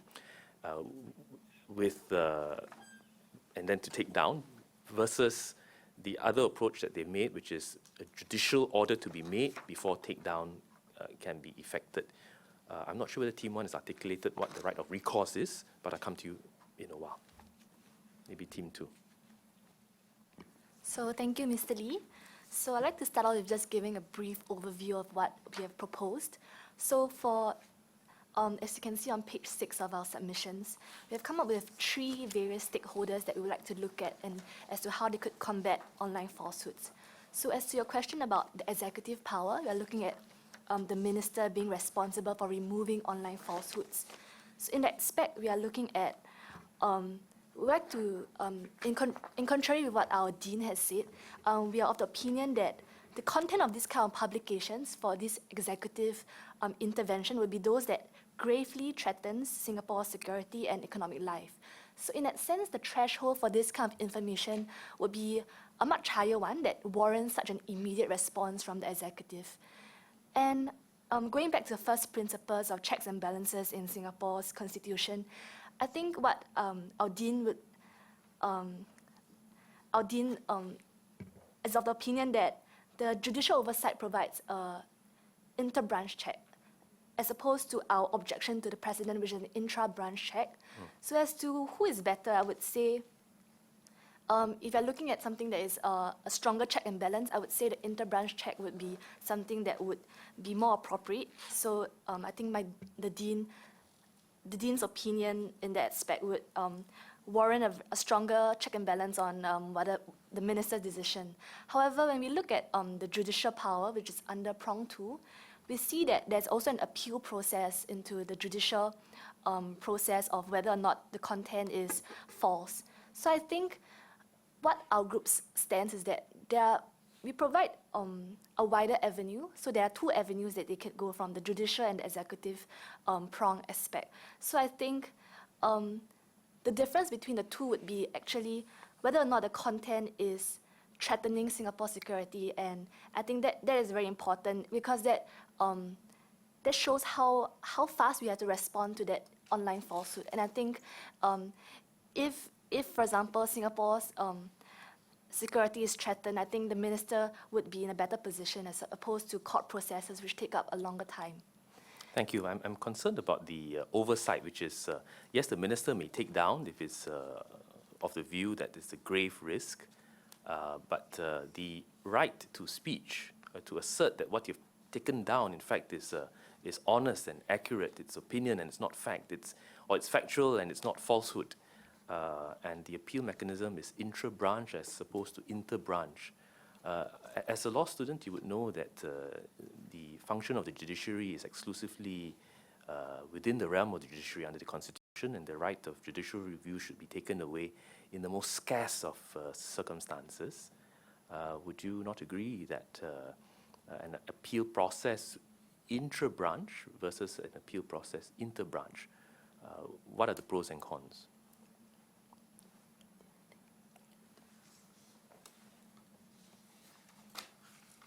So I would say, I think judicial process is very important in establishing checks and balances. So I would say inter-branch check would be a much appropriate solution to the problem. But in respect of your prong 3, where you propose that an appeal or avenue of accountability is an objection to the office of the president, are you saying that on top of that there is a right of judicial review? I think that's a possible avenue we could look at. Thank you. Yes. Maybe I'll go back to Team 1 in respect of accountability. You do recommend in your paper that other than the two takedown approaches, instead of judicial takedown, there's also the possibility, as Prof. Warren Chick had articulated, and you cited him, for an executive takedown. What would be the safeguards in respect of executive takedown? Yes, it's speedy, but how will you guard free speech through accountability provisions? I think in terms of executive takedown, my own personal preference is that perhaps the Attorney General's chambers could take out an urgent ex parte application to take down that falsehood using the judicial process, and there are inherent safeguards within that process. So the affected person could apply to set it aside, and the usual safeguards are built in place. So to that extent, I don't quite agree with Team 2's prong 3. I think the underlying concern there, which is speed, can be addressed by their prong 2, which I think dovetails with our own proposal by getting another branch, the executive branch, to execute it. Thank you very much. Thank you. Can I ask Team 2 now, because in addition to the concept of takedown, which deals with virality, you also have other proposals, specifically 2. One is on laws on disclosure of affiliation, disclosure of financing, and your other proposal is in relation to tax incentives or disincentives to drive intermediaries towards committing to funding research to tackle DOFs. I deal first with disclosure, and at paragraph, just pull out your paper.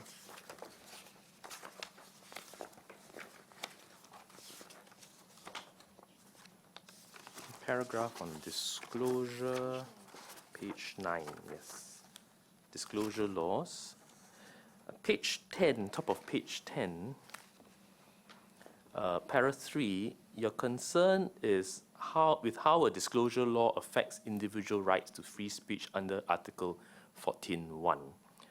To what extent are your concerns valid? That disclosure, getting people to disclose more, being more open, to what extent does that chill freedom of speech? I find it hard to wrap my hands around it. Perhaps you can share with us. I think it's a very tricky issue because disclosure actually gives us more information than restricting information. So it's like it's a counterintuitive approach to it. But on one hand, it's a form of nuance and very subtle restriction of freedom of speech because it creates some kind of a stifling environment in the sense that when you disclose your sponsors and who is behind that information, I think when it comes to advertising companies who want to sell a product, they sell an information and you buy the idea. I think for them to disclose their sponsors, I think it'll create an implication that people will not buy into their ideas. And I think it might create, I mean, it remains an open question because I think our courts have not addressed this issue, whether or not it's a restriction on our free speech. But I think we must be sensitive to the context that it might create a stifling environment for people who are wanting to sell an idea. Well, you know, there have always been concerns about people with certain motivations and then dressing up separately, and therein lies part of the problem of DOF. A person may present himself as independent or as an eminent independent professional, but actually being motivated by state objectives or by financial objectives that are extraneous to his his position. You see in magazines and newspapers, including in Singapore, that when something is paid advertising, even if the text seems to be objective reporting, it is upfront. And not too long ago, there was a debate over whether social media influencers who are actually trying to sell a product on behalf of a company should state so, or whether effective advertising by dressing it up as personal preference should be permitted. So perhaps you could respond to what I've just said, and maybe Team 1 could tell us whether you take the same view on disclosure laws. I know it's not in your paper. If you would like to decline to comment, I would respect that. Team 2, please. So thank you, Mr. Lee. So in relation to the disclosure laws and how our main issue here with regards to how it may stifle the party who is advertising on the platform is that because they might not be willing to open up about who sponsors them, because that opens them up to a wide variety of implications that their audience might accuse them of. And if they want to avoid this, then there comes a dilemma for them because they want to advertise their products, but in order to do so, they need to open up about their sponsors. So in that sense, that creates the very stifling effect because they are kind of caught in between two, I guess, two ends where they want to sell their product, but in order to do so, they need to open themselves up to quite a few implications or maybe accusations from their audience. And because of that, we feel that in that sense, it might be stifling in that nature and might impede on their actual freedom of speech in that sense. Thank you very much. Team 1, any quick comments on that? I think in our view, we don't think that disclosure laws are necessary at this point in time. In a sense, we find that if there's an intermediary liability type of legislation that's already set out, it sets a kind of an end goal that intermediaries can work towards, and they know exactly how to meet that goal. So in terms of safe harbor regimes, so they can choose different ways that they want to regulate their own companies, whether they want to set up teams or how they want to be responsible or in front of public. So in terms of disclosure laws as to how precisely they would like to regulate or any company regulations or disclose certain policies, I don't think it's really necessary to have these laws to tackle this ultimate problem of deliberate online falsehoods here.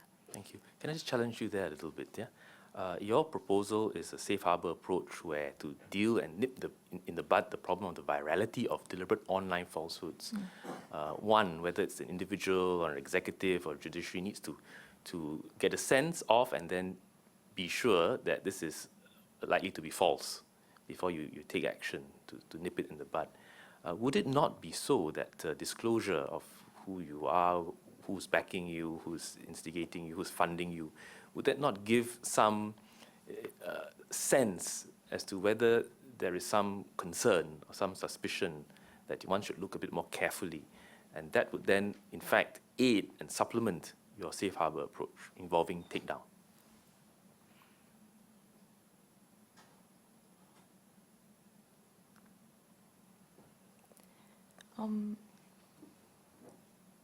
I think from our point of view, we think that it should be more of a case-by-case kind of basis. So, for example, if there is a particular a particular post that is clearly unlawful, and of course an intermediary fails to remove it, and they do get certain prosecutions for that, we believe that in that investigation process, there will be certain types of investigations and disclosures made. So as to whether the laws are required to step in to require them to really disclose these, it might, in a sense, I'm not sure as to whether it's really necessary as to the end.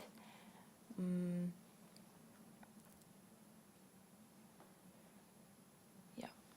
You know, what you've said is that in the course of investigating the possible infringement of legislation such as Sedition Act and other legislation, one would uncover who one's backers are, whether it's state, non-state, organized crime, or whatever.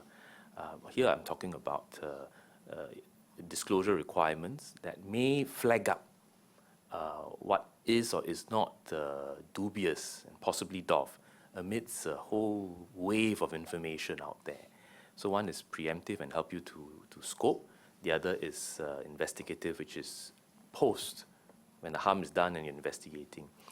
In that respect, are you supportive of, you know, if you've read honest ads legislation being proposed in the US to require, no doubt in the realm of electoral races, a disclosure of who your backers are? Is a state funding this? Is a state-linked corporation funding this? Is it a local American company? Is it from another country, and who's backing it?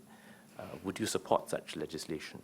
Actually, in that regard, if, for example, such disclosures, if it's married with, for example, the safe harbor regimes, then we would think yes, in those categories where the speech has resulted in certain consequences, and we find it necessary to really investigate and discover why, because what the intermediary has been doing, then yes, we do think so. Thank you.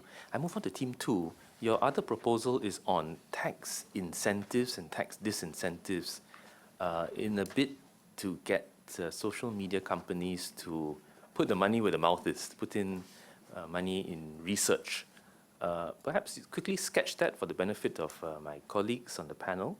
And in the context of the size of Singapore, the amounts of revenues contributed by Singapore and Singaporeans to the revenues of these companies, vis-a-vis the large bulk of it which goes to these companies from advertising from the rest of the world. To what extent do you believe that such tax proposals will cause the social media companies to seriously invest in R&D to tackle DOF? So for our economic incentive proposal, our rationale was that because companies, like the bigger companies who focus more on communication channels or search engines, they tend to want to profit maximize, as we all know. So we are leveraging on that characteristic of these companies, and our approach has two main aspects. Firstly, that we need to make sure that their income, mainly their advertising revenue, is taxable in Singapore. And then once we establish that, then the incentive system kicks in, where we so-called reward them for establishing or creating algorithms or R&D projects to help identify and take down prevalent DOFs on their communication channels. So based on the idea that these companies want to profit maximize, we reasonably have assumed that the deductions that they receive in that aspect through tax incentives and such other methods, there would be no major reason for them to object to this, because in that sense they are also benefiting while helping us tackle the problems of DOFs. Thank you very much. It's very clear. Now move on to NUS now. Yeah, your proposal centers around at pages 9, 10, and 11 around a proposal to construct a multifactorial sanctions regime. And the paragraphs that follow, correct me if I'm wrong, appear to be considerations that either mitigate or aggravate potential sanctions that flow from a breach of criminal provisions. The rest of your paper focuses on constitutional concerns, which no doubt I think, Rachel, it reflects your DNA, and very important considerations, if I may add. But we are looking at proposals. What do you think the Select Committee should be looking at in terms of concrete proposals? Am I right? So a couple of questions. Am I right to say that implicitly your proposal is for existing laws to be used and criminal sanctions to be determined and adjudicated on by a court based on your multifactorial sanctions regime? My second question is, what are your thoughts about the SMU Team 1 and Team 2's proposals that require legislative interventions to deal with the speed and virality of DOFs and the harms that can be quickly associated with such speed and virality? What are your comments and observations on their proposal? And third, what are your thoughts on disclosure laws, as we just discussed, and with the tax incentives proposal that SMU Team 2 has put up? If I may get your succinct comments on the questions I've raised. Okay. Our proposal on a multifactorial sanctions regime does not offer any concrete proposals that Parliament can consider. We believe that the concrete solutions that Parliament comes up to practically regulate deliberate online falsehoods is for the experts to determine. What we humbly offer is a reasoning process. In terms of Parliament arriving at the concrete solutions, we believe that the process is really what matters, and what we offer is the constitutional perspective. Yeah. So all the factors that come under the multifactorial sanctions regime, they are not new. They are actually applied by the courts in assessing damages for the tort of defamation, as we have quoted the Roynan case. And we will. I think the committee has recognized in the Green Paper that deliberate online falsehoods basically occur in a myriad of circumstances. And what we propose in our submission is that these myriad situations in which deliberate online falsehoods are proliferated online be taken into account in the constitutional balancing process. So, for example, let's take the example of Mrs. Hillary Clinton and the pedophilia ring rumor that has circulated virally online. If we place it on the balancing scale, it would be, basically we would be evaluating the interest of that rumor as free speech. And as we have discussed at length just now, there is no value in that. So the balance would tip in favor of public order concerns. The key question is really the scale that we apply, because the interest of whatever speech, falsehoods, and public order concerns are incommensurable entities that we balance. So the scale that we propose is a more rights-oriented scale. So whatever, in practical terms, this means that whatever concrete solutions that Parliament comes up to regulate such deliberate online falsehoods that fall under the category of Mrs. Clinton's rumor would have to be, for example, reasonable or proportionate. Mm-hmm. So I understand that you're not, in your paper, proposing any specific architecture, but you have here on the same panel as you, teams or groups that have proposed certain specific ideas. I accept, or I believe they accept that the legislation alone is not a panacea, and that you've all responded to when Ms. Chai Yong asked you that actually education and other measures are equally important. But as far as legislative architecture is concerned, based on your principles, constitutional and legal principles that you've articulated, what would your views be in respect of what SMU has proposed?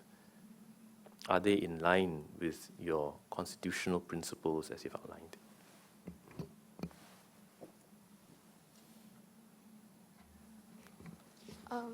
I'm afraid that we are a bit out of our depth in this area. And we apologize for that. Don't apologize. Oh, thanks. Yeah. So thank you. But we would like to emphasize that we are not trying to basically dictate or offer concrete solutions that we are not experts on. And as we have already mentioned, what we can only offer is a reasoning process to getting to the final concrete solutions. Well, thank you. I respect that. Joel? I suppose in the event that we are to offer a suggestion, then perhaps on page 9 of our submissions, we do mention that perhaps if you do decide to have a council of peers or an adjudicatory body, then perhaps our suggestion is that that it should be independent, and you could include personnel from the government or other social media or tech companies and even legal representatives, and how this could be the constitution of an adjudicatory body that may help in determining whether something is a deliberate online falsehood or not. And in addition to that, we have this multifactorial sanctions regime to suggest some ideas that you might want to take into consideration. And I think on that note, we have tried to summarize it neatly under 3 C's. So firstly, under culpability, so you first look at the state of mind, the mens rea, whether it's malice, or if it's done recklessly, or if it's done negligently. So in the case of recklessness, under the Goh Chok Tong case, it was mentioned that that the maker of a false statement made recklessly without considering or caring whether it's true or false is treated as if he knew it to be false and has acted in malice. However, it's an open question whether gross negligence would suffice to attract liability. So for instance, if you are just someone who merely just circulated the information and it was done negligently, then perhaps a lower level of culpability should be considered. And the second C that we have is looking at the culprit himself or herself. And what is the role of the culprit? Is the person an author of the information, or is the person a circulator of the information?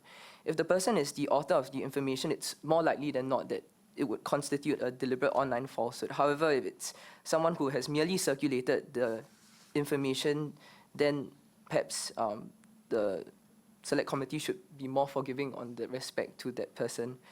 And in addition to the role of the culprit, you also have the identity of the culprit, where you can consider the reach of the comment about, like, for instance, like how wide the information is spread to the person's viewership or authorship, viewership, and whether the culprit has represented himself to be one who speaks the truth.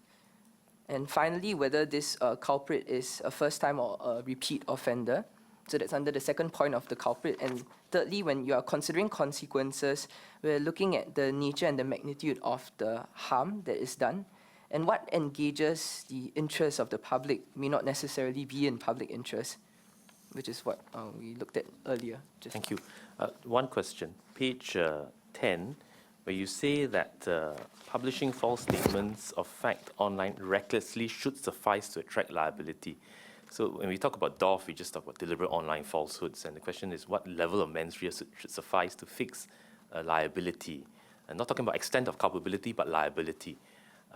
Some people think it should be intention, deliberate intention. But your proposal is that recklessness should suffice. Can I get that? Get your views? Is that your considered opinion? It should be ROF, not DOF. Yes, Rachel. Yeah, if I may. So the short answer to that is that we, in the whole legal framework of laws, existing laws that already target false statements like defamation. We quote the case of Goh Chok Tong and Jeyaretnam Joshua Benjamin, that where the court has held that the maker of a false statement made recklessly without considering or caring whether it be false is treated as if he knew it to be false and had acted in malice. So in order for the whole existing architecture, I beg your pardon, to be consistent, we propose that this principle should also similarly apply in the upcoming. So it's not just reading of the law, but as a matter of policy, you're recommending that you should adopt a similar mens rea threshold. Am I correct? Okay, thank you for your question. Then we would propose that for recklessness, this would only technically, hypothetically, be engaged if when we consider the role of the purveyor of this online falsehood. So as Joel has mentioned just now, if the maker of the statement has represented himself to be objective and his online website is receiving basically large traffic online, a lot of people visit his website, then I think we think that it is reasonable for the law to hold him to a higher standard. I understand. Thank you very much. Your page 9, yeah, which Joel had just read or pointed to on the rule against bias, where you say that, I quote, should the creation of an adjudicatory body be in the offing, the Select Committee should ensure that the composition of the panel does not fall foul of the rule against bias. Perhaps such body should comprise of a council of peers instead of personnel from the government or social media tech companies, unquote. You've heard earlier from Ms. Cha Yong-yong when she brought you through some tables that at its highest or at its worst,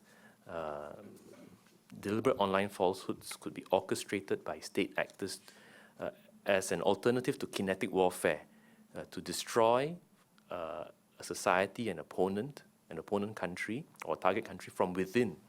So it's a national security attack to either through a drip approach or through an acute attack through the online realm to wither away another country. And it's a national security issue. You know, when it's kinetic warfare, you send the armed forces, you don't delegate it to auxiliary officers from a private company. Likewise, when you have a terrorist attack or a planned attack in a country in Singapore, the police will go right at it. There's no concerns about rules of bias and all. But when it comes to, say, national security concerns regarding DOF, do you think it is appropriate for the government to delegate it to an independent panel of peers and not have any representation or role or participation in dealing with the national security risk posed by DOF?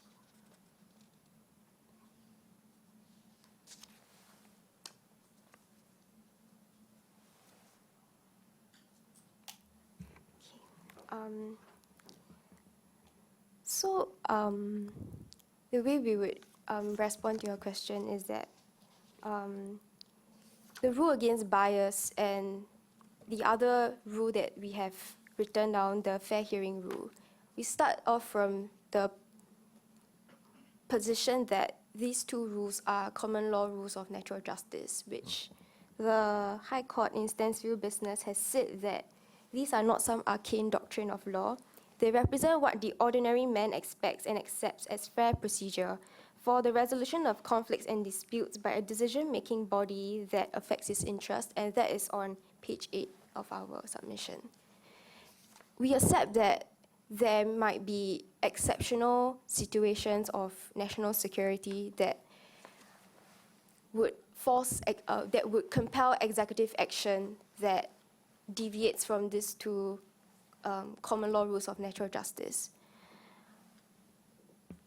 But in light of the evidence that has been presented before the committee by several other members of the public, the main concern is really how we define falsehoods, moving away from the theoretical justifications for free speech. Yes. And to be consistent with what the High Court has said about these two rules reflecting a universal desire on the part of society to see that even in these exceptional situations threatening the security and possibly even survivability of Singapore, that the rule of law is still upheld and that these decisions are not made arbitrarily. Would you now we have a proposal that you've heard from SMU on how, according to them, they balance free speech with tackling the harms of DOF. And I would take another perspective from their proposal, which is that the executive will act, or some authority will act, but to protect against infringements of the rule of bias and other principles of natural justice, if you articulate in your paper, are addressed through oversight. That means appeal, ex parte, or inter partes oversight. In the case of Team 2 to the Office of the President, Team 1, it's a judicial oversight. Would that take care of your natural justice concerns in these extreme national security situations?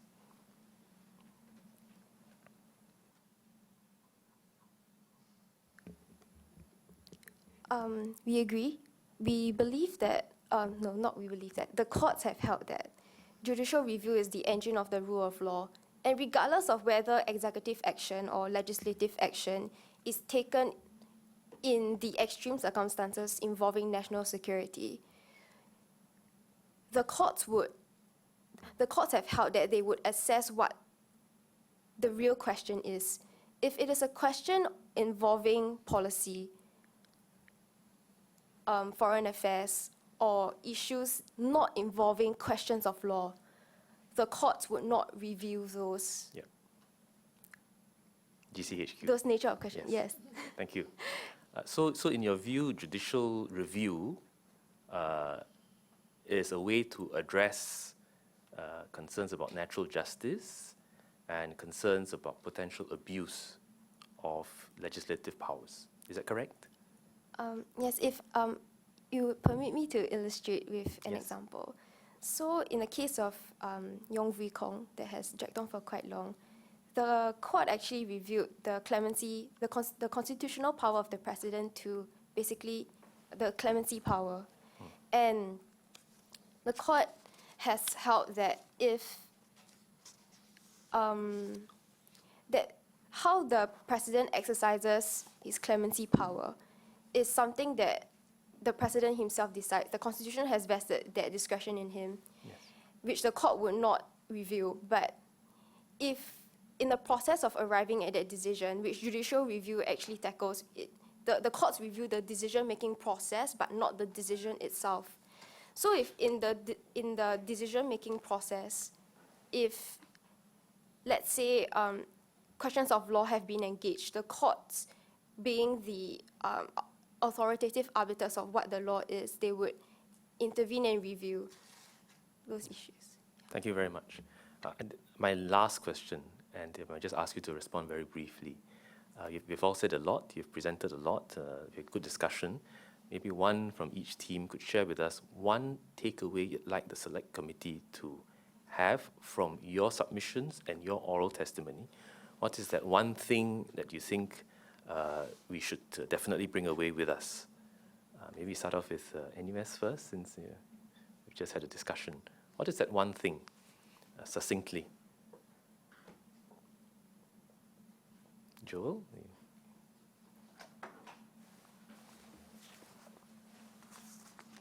Not just as a law student or professional, but as a young Singaporean in Singapore. I think there are two main points that we want the Select Committee to consider.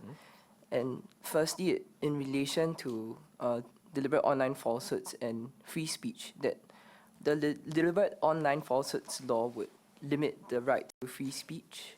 The deliberate online falsehoods law would consider in the balancing approach the right to free speech, and to look at it from these two perspectives and to take necessary considerations into thought. And through this, we propose the multifactorial sanctions regime in terms of the 3 Cs, in terms of the culpability, the culprit, and the consequences. And these are some factors that the Select Committee might want to deliberate on and consider in the future. And finally, we are also concerned that the right to religious freedom and the principle of secularism, that it could be undermined, and should false religious beliefs fall within the ambit of deliberate online falsehoods. And so we propose ultimately that the Select Committee should distinguish between false facts that are designed to mislead and how those should fall under deliberate online falsehoods. And in contrast, questionable visions of religious truth should not fall under deliberate online falsehoods. Yeah, thank you. Gloria and Simran, what is that key takeaway? The most important point that you'd like to drive home? I think one key value we'd like the Select Committee to take note of would be, I think whatever legislations or whatever proposals that are pushed out, there must be accountability to the people and to the various stakeholders that are involved. And I think through exploring a holistic approach towards it, I think that would be the best solution. Yeah, thank you. Thank you, Gloria and Simran. Maybe Yi Seong and Lee Sin? I echo Gloria's views in that one takeaway is that we think that there are different parties involved here, and I think the time has come for social media intermediaries to not only just take responsibility, but the fact that they should be legally obligated to exercise these responsibilities. And in doing so, while there are concerns as to how exactly they can exercise their obligations, we think that the clear legislations, clear laws, clear safe harbor regimes will help to alleviate some of these concerns. And so we would say we really urge this committee to consider the different parties involved, and also to ensure that the legislations laid out are nuanced in that aspect. Thank you all for your very considered and thorough recommendations. I have no further questions, and I yield to the rest of my committee. Pritam, see. Thank you, Chairman. Thank you to all the witnesses for your testimony this morning. I have one question. Minister Lee spoke earlier about legislative measures and some of the recommendations that you've made in your various papers, and I want to focus very quickly on non-legislative measures. Joel, if I heard you correctly earlier, you spoke about the falling readership of newspapers. We've had testimony much earlier in the Select Committee process, that actually, while that may be true to some extent, people subscribing to digital copies of newspapers actually is increasing. There's an inverse effect also that one can't ignore. And to that end, media companies before the committee have also testified that people tend to return to mainstream news to establish facts of a particular situation. And I think that position is understandable because they've got the most resources to chase up stories and so forth. Now with that as a backdrop, and with points that have been made earlier about media literacy, which I believe everyone has made in some way, shape, or form, and critical thinking, do you think there's a role that mainstream media can play to raise critical thinking in Singapore? And what I'm getting at is hopefully there is a knock-on effect in the online space, given the testimony that media companies have put forth to the committee. And I'd like your views on that. Thank you.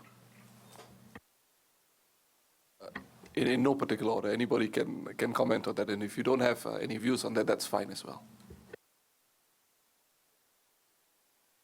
I think we would completely agree that the mainstream media can and should take a lead in disseminating the truth and credible sources of information. And we agree with the proposals regarding media literacy, and we agree that there hopefully will be a knock-on effect in educating people how to evaluate sources of information more critically.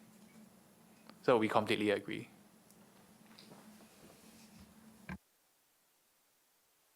Okay, I'm sorry, who's next? No? Not, if no comment, it's okay also, you know. Please go ahead. We just have one point to make with regards to how the mainstream media can propel this media literacy in a sense. We think that it's quite limited, especially in Singapore, because the channels of mainstream media are also quite limited in that sense, because you have the printed papers and then you have TV perhaps. But what we are seeing now is that the mainstream media is kind of moving towards the online sphere more. So I would think that although the mainstream media can indeed help and propel the teaching of media literacy to everyone, we think that it is more important to focus on how we can teach the people